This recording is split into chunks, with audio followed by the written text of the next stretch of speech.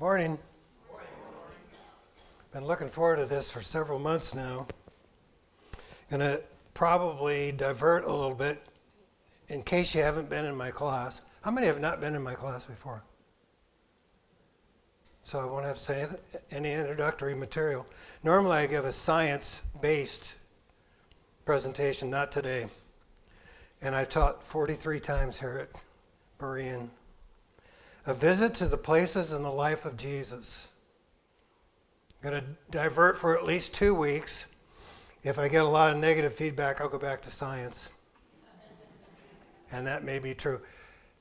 Spare me your emotions. Say something to my wife. Say, he needs to get back to science. I don't call it the Holy Land. It is not the Holy Land. If you want to call it the Holy Land, go ahead. If you know anything about Israel, you know it is not a godly place.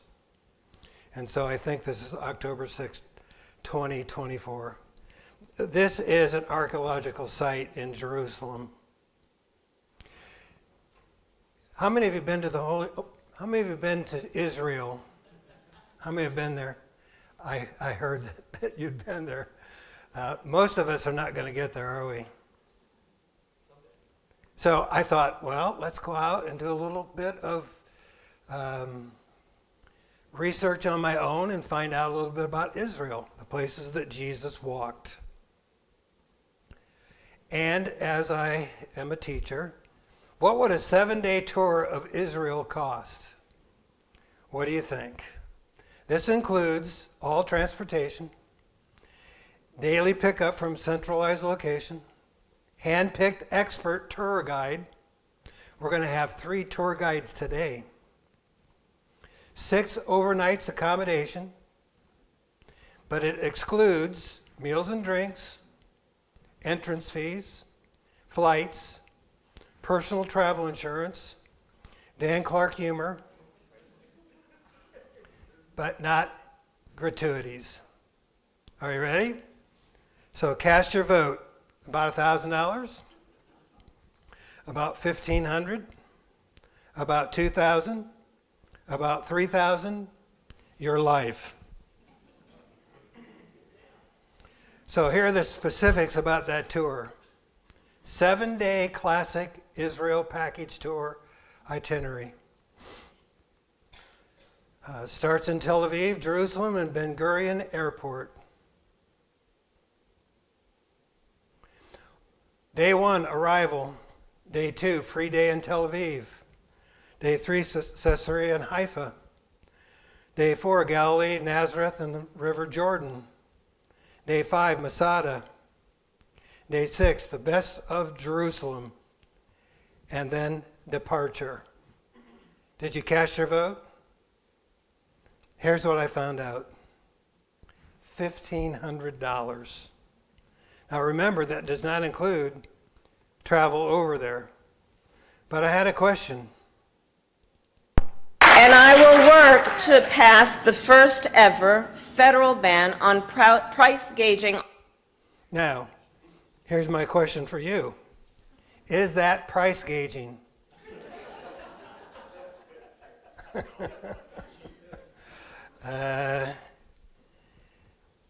By the way, I found anywhere from $2,500 to $3,500 for airfare from Chicago. So I'm saving you a lot of money for those of you that are not going to be able to go. I want to ask you something though. Day 1, arrival. Day 7, departure. This is a 7-day tour. A 7-day tour. No, I say a 5-day tour.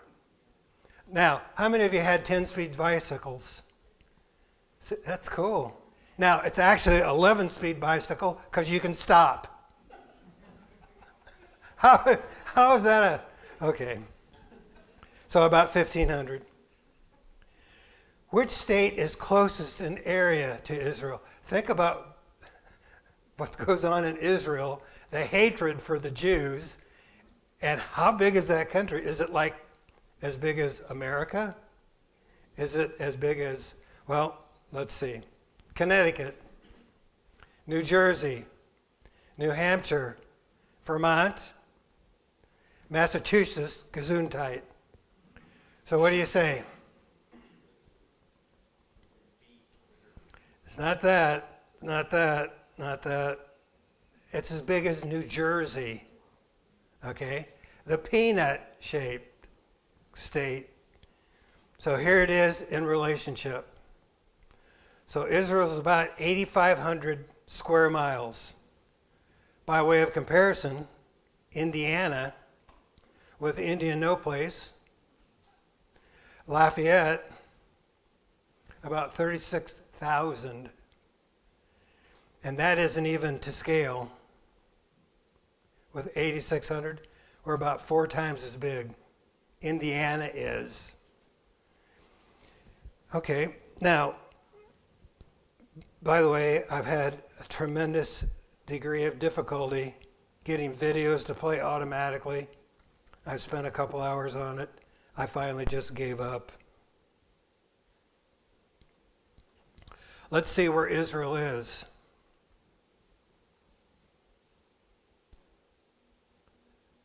So we're talking about that little piece of land right there from the Sea of Galilee down to the Dead Sea. That right there. Sea of Galilee, the Dead Sea, the Jordan. Jordan starts way up here, goes down, and continues, and so on. This is my favorite map. You get an idea of the terrain. When you see Jesus went from here to there, and you go, okay. And there's a lot of mountains there. So let's talk about the tour of Galilee. What did Jesus do up in Galilee? By the way, when I listen to or read scripture nowadays, when I hear a place, I immediately picture it in my mind. I don't know about you, but that's the way my mind works. And I like to picture it. Where is Galilee? Southern part of Israel?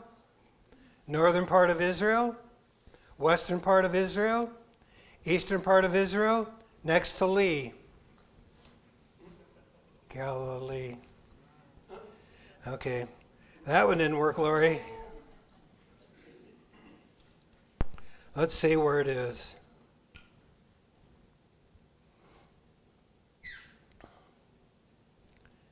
And what we see here is a lot of things that are called Galilee up there.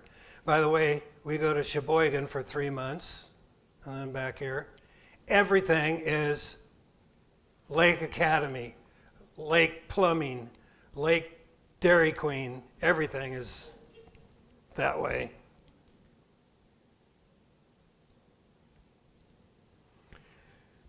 So it is not the western part, it's not next to Lee. It's the northern part of Israel. So when you hear Galilee, the man from Galilee, the Sea of Galilee, you think of the northern part of Israel. Now, I thought originally I would take this outline, the great ministry in Galilee, and I would just follow along and kind of do it chronologically. It's very difficult because you've got 4 Gospels, and they don't always agree chronologically, and you're trying to, and so I finally just gave up on that. But today, Cana, Nazareth, and Capernaum. Here's a disclaimer. Some of the places are still in dispute by scholars. I'm not a scholar. I do not know. But I'm going to take the word of what most people say. Nazareth is probably not in too much question. Where is Nazareth? Let's see.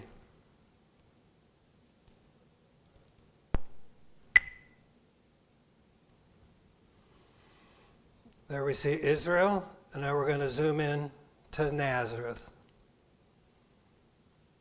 And by the way, it's a pretty good size right now.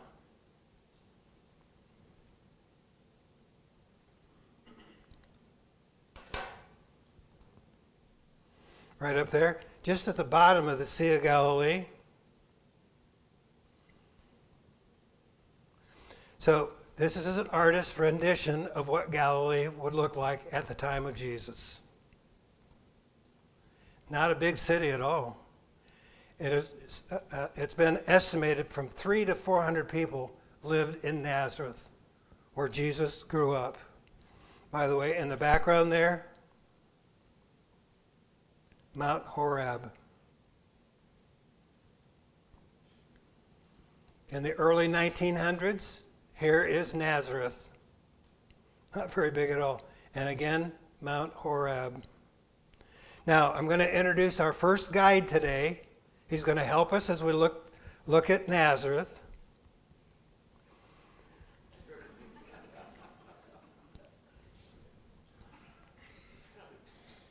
I'm Khalil Omar Al-Saud, but you can call me Gus. I'll be your tour guide as we travel around and through Nazareth.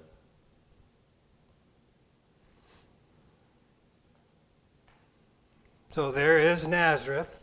300 to 400 people? No, not hardly. You see, you go there and you go, I'm going to walk in the steps of Jesus. and you know, a tour bus and cars zip past you at 50 miles an hour, and you go, you know, this isn't going to work.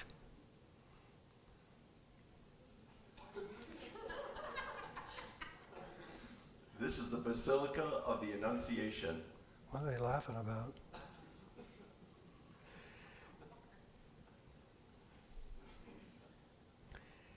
Do you have that in the 6th month of the angel Gabriel? Do you have that? No, I don't think so. I'll read it. So here it is in Luke 1. And in the 6th month, the angel Gabriel was sent from God unto a city of Galilee named Nazareth, to a virgin espoused to a man whose name was Joseph, of the house of David, and the virgin's name was Mary.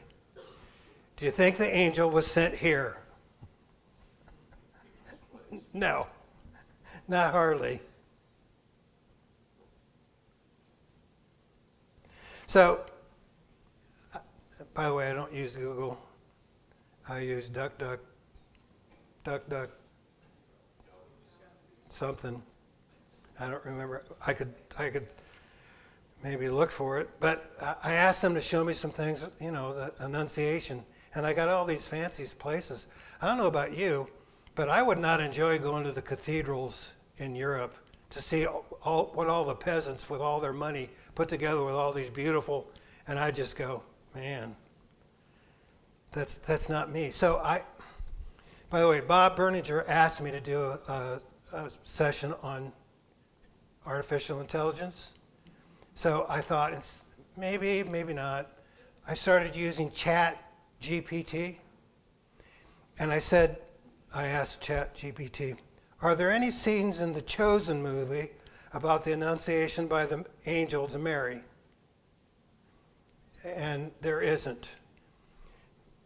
That's not my stamp of approval on The Chosen, but I think when you see some of the scenes, you can see what it might have been like at that time. But I did find this. And this reminds me more of what it would have been like. Joseph and Mary were poor. They didn't live in cathedrals. And I do have the reference there if you're interested. This is the basement of the basilica. Okay, that thing that they built. Remember when I talked about archaeological finds? And Tel at the beginning, Tel Aviv, and Tel Anan, and Tel a Woman, and those different places? Tel is usually an increase in slope, because when the invaders came in and conquered, the people, when they rebuilt, they didn't just remove all the trash, they just built on top of it. So probably, I don't know, is this the site of the Annunciation? It could be. By the way, it's probably financially advantageous for it to be considered by the owners of the property to be the site, so that you pay to get in there. So there it is. If you're hoping to see scenes like this, go to an art museum. because you're not going to find it there. You're not. What are they laughing I about? think I just keep getting bigger. This is a village synagogue cave. Now I know what my other two guys are thinking. What is he going to do to me in the pictures? Okay. So that is a synagogue today.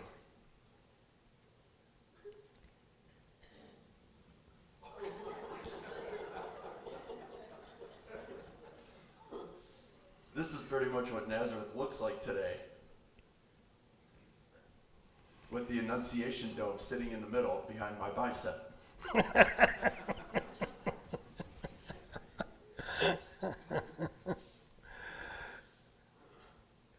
All right, let's see. I think I got a video on that.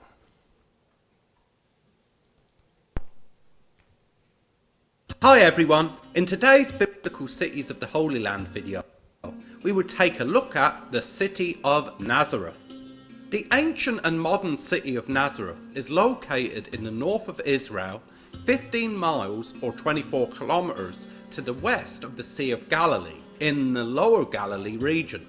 Nazareth is not mentioned in the Old Testament directly, though an oral tradition connected to the prophets of the Old Testament is found preserved in Matthew chapter 2 verse 23 that states that the Messiah would be called a Nazarene, meaning that he would be from Nazareth, which indicates that a Jewish settlement of some sort called Nazareth existed at the location of the New Testament city during the Old Testament period.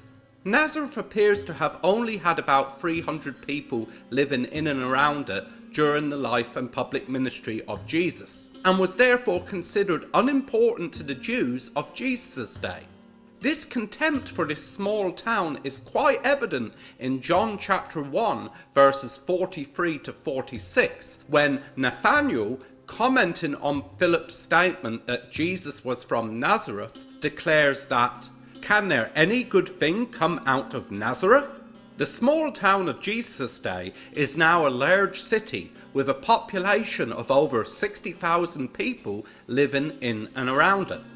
The first mention of the town in historical sources is found in the New Testament, in all four Gospels. The town is then not mentioned again until the 2nd century AD, and is then increasingly mentioned in historical sources as a result of more and more pilgrims visiting the sites of Jesus' life and ministry. The town is well known as the hometown of Mary and Joseph, and the place where, according to Luke chapter 1 verses 26 to 28, the angel Gabriel visited Mary and announced to her that she would miraculously be the mother of Jesus Christ, even though she was a virgin. Two churches exist in Nazareth that each claim to be built on the site of this event based upon their respective traditions. The large Roman Catholic Church known as the Church or Basilica of the Annunciation, which is the latest of a series of about 5 church structures that have been built on the same site over a cave that is claimed to have been the home of Mary during Gabriel's visit. The first church structure built on the site dates to the 4th century AD, and the later structure was built in the 1950s and 60s. The nearby Greek Orthodox Church of the Annunciation is also believed by the Eastern Orthodox churches to be the proper site of the event. Nazareth, according to Matthew chapter 2 verses 19 to 23, Luke 2 verses 51 to 52, and Luke 4 verse 16, declares that this place is where Jesus grew up in after he and his parents returned from Egypt after their flight from Herod. Okay, in an interest of time, that goes on for a while. So Nazareth today, travel notice, is currently recommended to avoid all non-essential travel to some parts of this area, and that is Nazareth.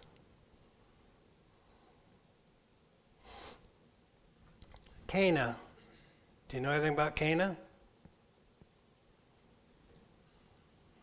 By the way, the announcer in the previous, what is a large city? Okay. How far is Nazareth to Cana? So Jesus was supposed to have lived in Nazareth. He goes to Cana for a wedding feast. 200 miles? 100 miles? 50 miles? 30 miles? 20 miles? 10 miles? 3 miles? Cast your vote there. Remember, all of these things are going to be on your final exam. We're going to zoom in to Cana.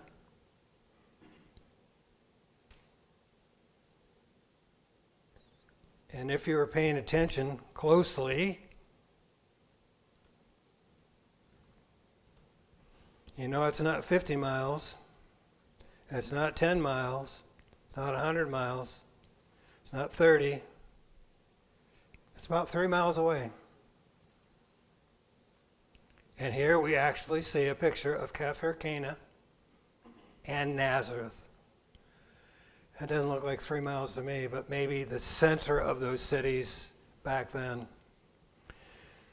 Now, before we turn it over to our tour guide, it is believed by most scholars to be Cana as recorded in the Bible. Most scholars. About 3 miles. And now the second of our tour guides.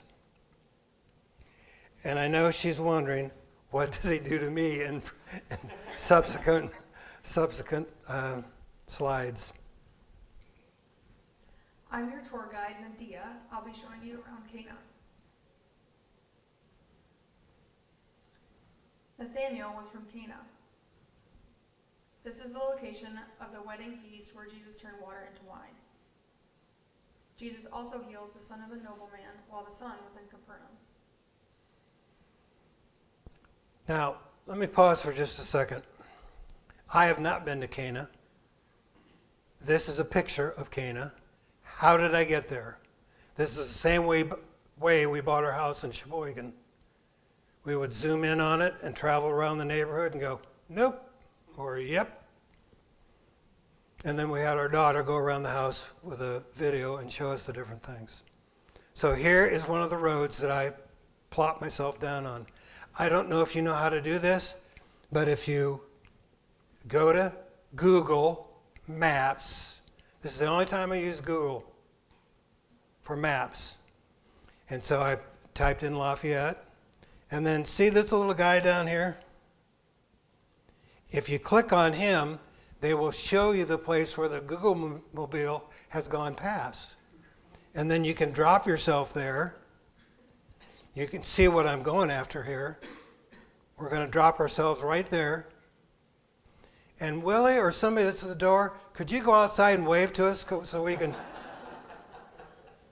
I did that at Frontier, and a kid actually went to the window, and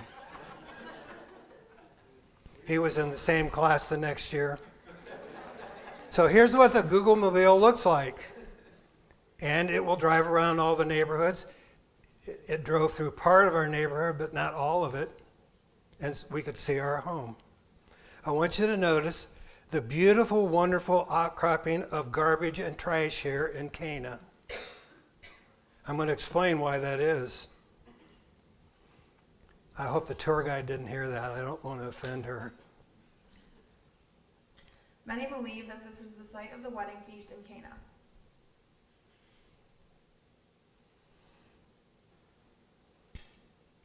Here, street-side vendors sell Cana wine. Actually, it's just water. You'll have to turn it into wine.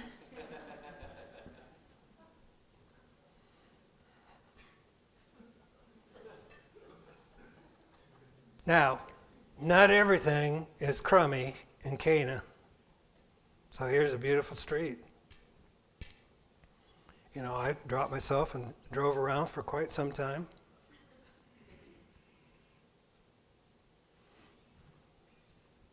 The population is about 20,832 in the 2014 census. So it's pretty good size now. Christians formed about 11% of the population, the remainder being Muslim. So that beautiful outcropping of garbage and trash, I'll let you decide what portion of Cana that is in the majority of the population in that area. The watermark on the video says absolutely wild visuals. So I'm going to show you a video. I don't want you to spend 2 minutes straining to try to see what the watermark is. Just observe Cana.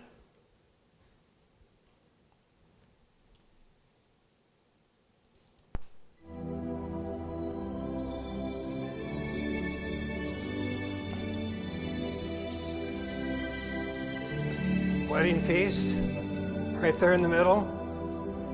You think the people there make a little money off people coming to see that site?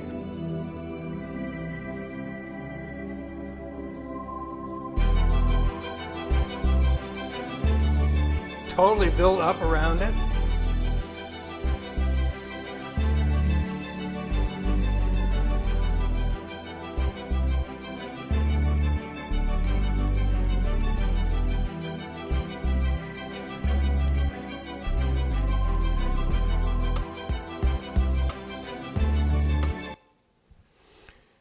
Okay.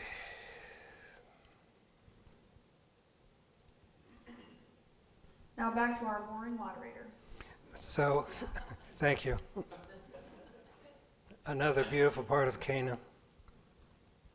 I will remind you, it's currently recommended to avoid all non-essential travel in this area, Cana. Now, after the wedding feast, Jesus probably returned to Nazareth, where he grew up. Matthew 4:13, and leaving Nazareth, he came and dwelt in Capernaum, which is upon the sea coast.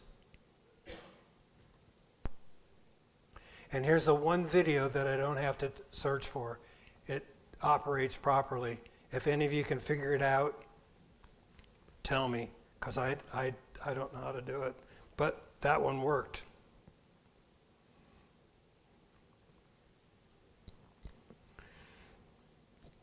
The descent from Nazareth to Capernaum is about 2,100 feet. It is, and when you look at this map, and it shows the lower half of Israel, but not the upper. So I zoom in on that. We're talking about going from here down to here. And the maps just don't do it justice. But I did finally find this map. Look at the mountainous area. To me, it's just incredible. And up there we see the Sea of Galilee and parts of the Dead Sea. Jerusalem would be in this area. So here's a view from Mount Arbel, looking down where Capernaum is. Mount Arbel, towards the end of the Jesus Trail, marks the start of the descent to the Sea of Galilee. Here we're looking westward from the east side of Mount Arbel, and you can see tremendous descent there would be. And by the way, when I do this, I don't know everything. Surprise, surprise. So I looked this up last night. That's Hammond, small city on the north face of Mount Arbel. How far is it from Nazareth to Capernaum? 200 miles? 100 miles? 50 miles? 30 miles? 20 miles? 10 miles? 4 miles? What do you think? You saw me do the Google Earth, another thing that I use quite a bit. It's about 20 miles. You go, could you walk to, what's 20 miles away? Frankfurt? Could you walk to Frankfurt? How long would it take you? Several hours. This might be a good day trip to get down there. And again, from Nazareth to Capernaum,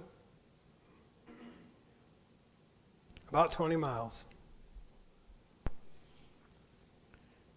And since this animation works, I left it in there. All the other animations with movies do not work. There's Capernaum. And while we're here, here's Bethlehem of Galilee, right? Bethlehem of Judah is where Jesus was born. Capernaum.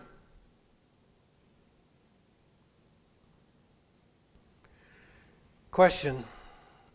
I always ask questions. Why are Christians interested in Capernaum? It was the seat of Roman government in Israel. All the disciples were for Capernaum. Probably the central location of Jesus' ministry. We aren't. What do you say? Let's zoom in on Capernaum.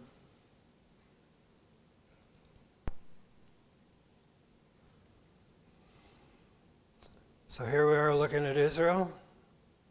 Google Earth is cool too.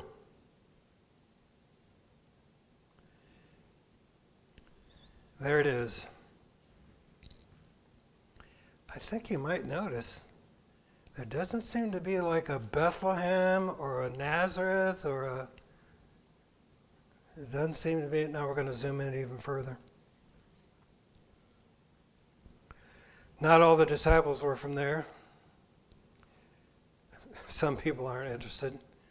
It was part of the place, a key place where the Jews paid their taxes, but probably the central location of Jesus' ministry. So again, Bob asked me to do something on AI, so I started using ChatGPT. And I noticed all these other cities, Nazareth, tremendous growth, Jerusalem, tremendous growth. And so I asked GTP, I asked this question. Why are all the other cities of Israel developed, expanded, built up, modern, but Capernaum is mostly in ruins? Here was her response.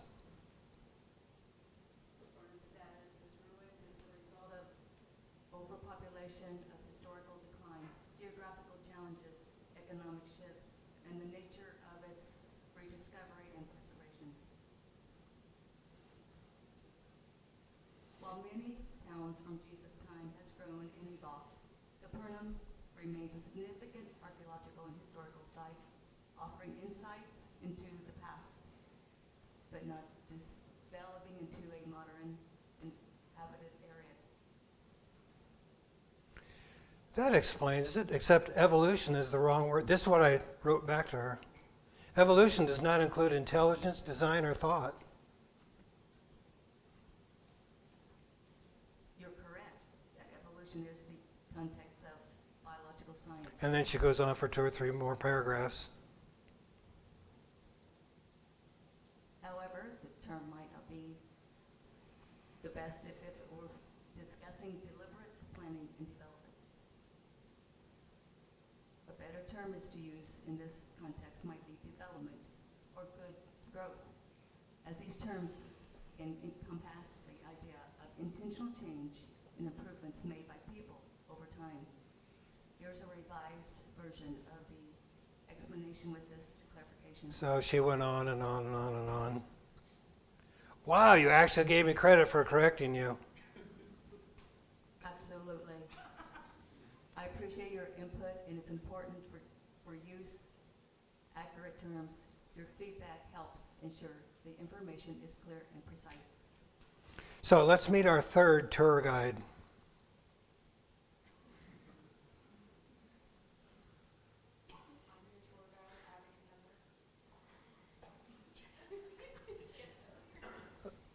Let's meet our third tour guide.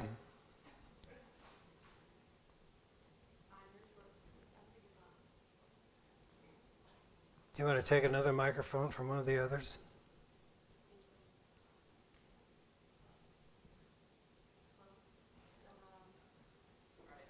Try it now. I'm your tour guide, Nebuchadnezzar. But you can call me Chadnezzar. Thank you.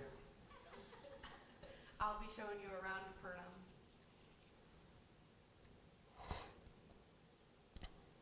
Now, perhaps these are the ruins of a synagogue. Notice the columns, probably the result of the Roman influence. Jesus performed more miracles and preached more sermons here than any other place.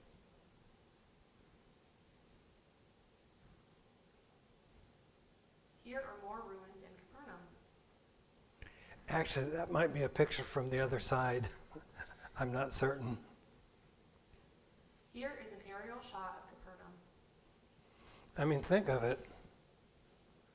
A city where Jesus had his ministry, and it can be contained in 3 or 4 block area. And we're going to emphasize this building right here. More ruins. Now, is Chat GPT correct? Or is Matthew 11:23? In you, Capernaum, will you be lifted to the heavens? No, you will go down to the Hades. For if the miracles that were performed in you had been performed in Sodom, it would have remained to this day. That's interesting. There are 16 Bible references to Capernaum. But here are some of the famous gospel passages that mention Capernaum. I'm going to show you, there are 14 or 15 here, and she's going to read one of the 3 that it's on the screen. Matthew 4:13, Matthew 8:5, Matthew 11:23. Matthew 4:13. Leaving Nazareth, he went and lived in Capernaum, which was by the lake in the area of Zebulun and Naphtali. And Matthew 17, Mark 1, and Mark 2. Mark 1:21. They went to Capernaum, and when the Sabbath came, Jesus went into the synagogue and began to teach.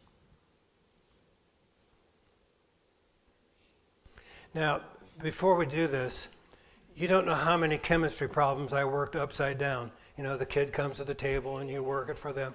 So this is a test to see if Abby is really a teacher or if she's just faking it. She should be able to do this without any problems. Okay. Luke 4:23. Jesus said to them, "Surely you will quote the Proverbs to me.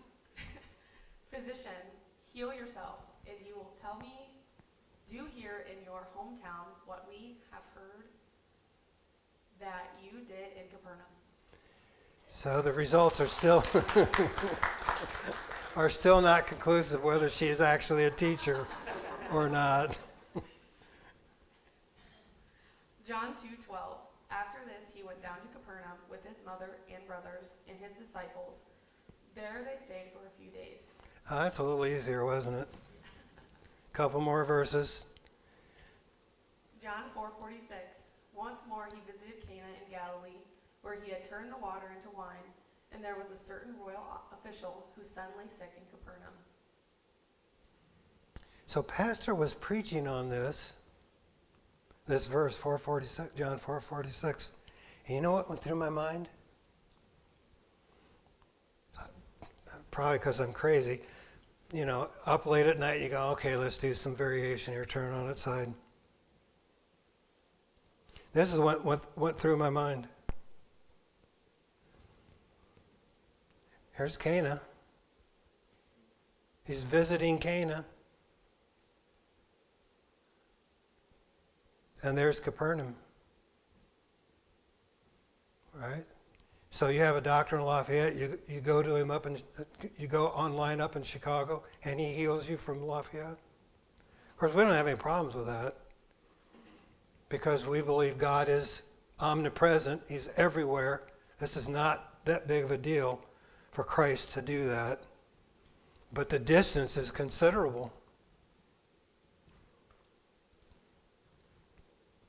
And then finally, John 6:24. Once the crowd realized that neither Jesus nor his disciples were there, they got into the boats and went to Capernaum in search of Jesus.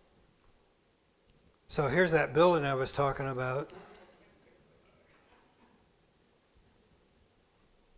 This is not Mackey Arena, the home of the Boilermaker basketball teams.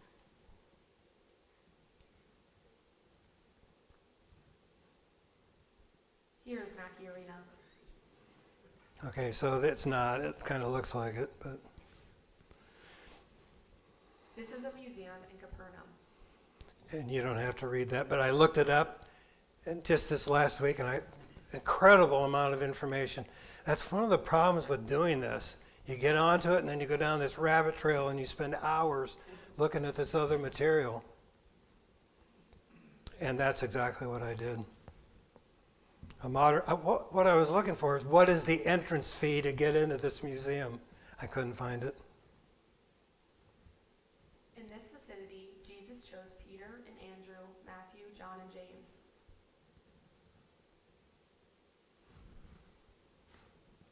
We do have some of the modern conveniences in our little town. It's not a big town, but it does have some things.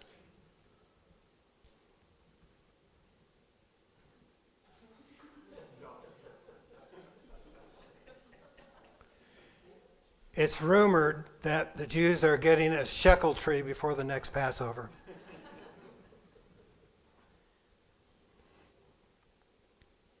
And here's a tree in the middle of Capernaum. No, it's not an olive tree.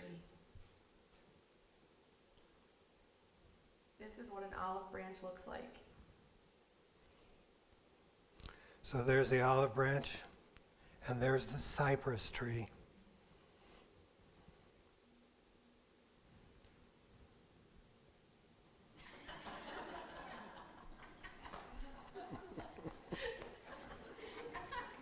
Hey, honey, how about a smooch?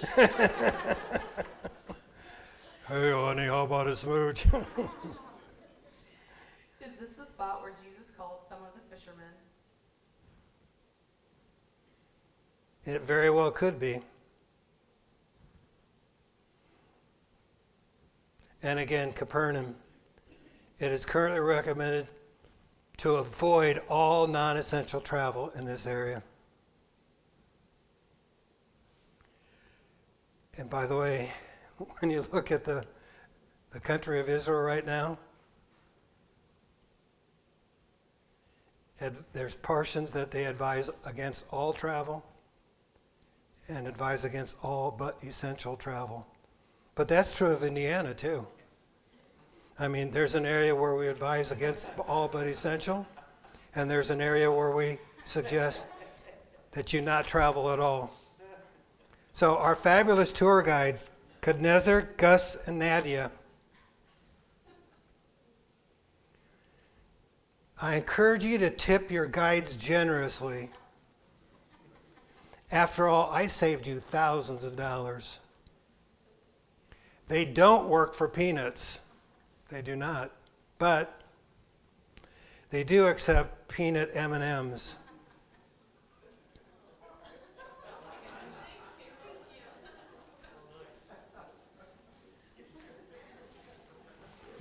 Unbeknownst to most of you, Gus got his master's in bomb dismantling from Haifa University yesterday.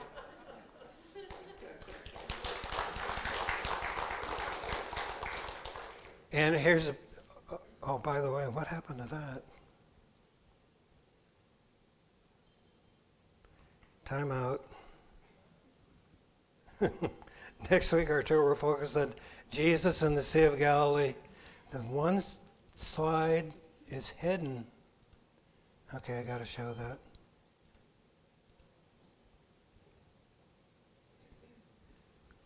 And there's the fam giving him congratulations. And I guess that's at Purdue yesterday. And it's a master's in. Cool.